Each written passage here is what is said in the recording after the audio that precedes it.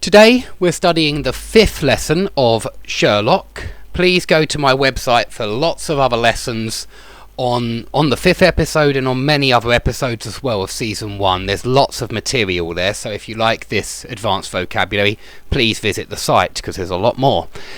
So vocabulary first, and then some conditionals, just a few. So first of all, you get the nice lovely phrase to start with, to die of. You can die of several different, or you sometimes we use the preposition from, sometimes of. So you can die of natural causes, you can die of a heart attack, you can die of a lethal injury, and you could die of terminal cancer. Terminal is an adjective, perhaps it should be down here really. Yeah, it is, terminal disease. So terminal means that it's very sad, it means the patient will certainly die. Now, treating a patient, I think we've done this in other episodes, it's what the doctors do, they give you treatment. It means they look after you in any kind of way. It's not necessarily medicine, it could be dressing your wounds and things like that. They also mentioned in this episode post-mortem experiments. Sherlock explained that he was doing, at the start of the episode, he was doing experiments with bruising on the corpses. Now please remember bruises as well, because it's a very useful word. Bruise is what happens if somebody hits you on the arm. Up here, I think we used to do it at school, you get a big bruise on your arm, yeah? Somebody hits you on the eye, you get a bruise on your eye, a black eye. So remember bruising, it's a useful health word. And post-mortem is obviously the after-death research into the body. I mean, it's an examination, I should say. It's an examination of the corpse after death. And he says that those experiments were crucial to his investigation, and of course he means to his investigations into different murders. He needs to know more about post-mortem bruising, and that's logical, you can understand that. So he says that the experiments are crucial, which means absolutely vital. Crucial is like vital, it means absolutely necessary. Essential would be another word, another synonym of crucial. Essential, vital. Okay, we've got another adjective here, excruciating pain. If you want to say very, very, very severe pain, and there's another word which is kind of very similar, then we say excruciating, and it comes up in this episode. It also comes up in my video about health vocabulary. Okay, they speak about sleep deprivation, which is not getting enough sleep. It's a technical term for not getting enough sleep. Remember deprive, the root, which is to not have enough of, or not get enough of, or to stop someone else from getting enough of something. Okay, we have a phrasal verb here, to shoot up, which means inject. Usually it's used with drugs, to shoot up morphine, to shoot up heroin. Obviously you need a syringe to shoot something up, so please remember that word as well. It's a good health word, a syringe, to have an injection. Okay, toxins can build up in your body. So this is usually the object here. Toxins build up in your body. It means there are more and more toxins, poisons in your body. And Sherlock explained that with one of the patients in this episode, toxins built up in her body. They increased, the amount of poison increased and increased and increased. Okay, some adjectives then. You can have very important experiments, crucial, vital, essential experiments. You can have deadly diseases, terminal diseases. These are diseases which kill. It means that you are doomed, which is another word from this episode. It means either certain to die or certain to fail. Sherlock called the killer relentless and prolific. Prolific means that he killed a lot, and relentless means that he was not stopping. He was continuing, perhaps unstoppable, continual. You can't stop something that is relentless. So the killer was relentless, it just means going on and on and on, and prolific, many, many deaths.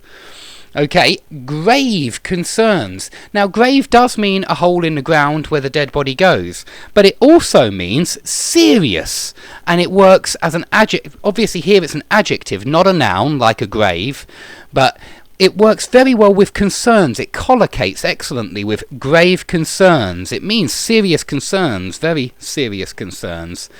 It's always used in a negative way, this grave. It means serious for a bad reason. So please start using these two together. They work excellently together. Another two that work well together, a flagrant violation. of privacy, of guidelines, a flagrant violation of the law. It just means a blatant violation, which means very, very obvious, clear, easily visible to everybody. Everybody can see that this was a violation. And, you know, it's shocking that the person can do something so openly. They can flagrantly violate your privacy. It means openly and without any shame. So please use a flagrant violation for when somebody breaks the law or breaks the rules, and it's done in an obvious way and clear to everybody and without any kind of shame. Okay, one of the surgeons was disgraced, and I think Sherlock actually used this to describe Watson, a disgraced surgeon, because of course Watson was in some kind of problem. So she had some kind of malpractice problem, or one of her patients died, and so you could call her a disgraced surgeon. We also get the collocation a noble friend, or perhaps it was Sherlock actually describing the killer, saying that killing off weak and sick patients is not noble. I think he says that actually. It's neither noble nor something else, can't remember. But yeah, noble is somebody who is loyal and ethical. You know, someone who's noble, they're loyal and ethical. Anonymous you should have seen in a few other videos. It's means that somebody does something without giving their name. So Watson made an anonymous call to the hospital to tell them about the little girl's, well, to tell them to check for a certain disease in the little girl. I think it was called endocarditis. And yeah, they checked and they found out that Watson was right. But she made an anonymous call. She didn't give them her name. Okay, to donate blood, it means to give blood. Please use donate with any kind of charity. Any kind of time you give to charity, you donate money. And any time you give blood to people who need it, you donate blood. So it's a good word to remember, donate. Sue means take someone to court, as you've already studied. And here, I think it was suing someone on the grounds of negligence. I believe the word negligence came up in the story, which means suing someone because they haven't done their job properly, or they haven't looked after who they should be looking after properly. So I think it was in relation to Watson, because Watson's patient died, and so she could have been sued for negligence. Okay, to be spot on. I think this is the first word in Sherlock in episode 1. He says spot on. If you are spot on, you are exactly right about something. So when Sherlock says you are spot on, he means you're exactly right. He also mentions rectifying a mistake. This means correcting a mistake. And again, it collocates beautifully. These two words go together. To correct a mistake, to rectify a mistake. An idiom now, to take the bait. The bait is what you put on the end of your fishing line. If you've got a fishing rod, on the end of the line you put a bait, you throw it in the water, and the little fishy comes and bites your bait. So it's a trap. And if you set a trap and wait for someone to take the trap or fall into the trap, become trapped, you are waiting for that person to take the bait. So I believe that the doctor left a dying person there and waited for the angel of death in this episode to take the bait. Okay, you can also have a hunch. This means that you guess that something is the case. Very often policemen use it in American cop shows about who the killer is. They say, I have a hunch that this guy is the killer. And it means that I think it's probably him. Because, so when you have a hunch, it's not that you've necessarily rationally deduced that it must be this person. It's more that you have a feeling. And Watson had a hunch that the girl was suffering from endocarditis and not suffering from what the doctors had said. So she had a feeling. She guessed that this wasn't the case. It's more like intuition when you have a hunch. It's intuition. It's when you have a feeling inside that something seems to be the case. Okay, let's come on to conditionals. These are, some of them are zero, some of them are first, some second, some third, some mixed. And the mixed one is mixed first and third, which is quite odd, very rare. So see if you can get the answers here. The verbs are here. You've got to put them in the correct form. Okay, I'm sorry they're in blue, but I haven't got any good pens today. I'm waiting for some new ones to arrive.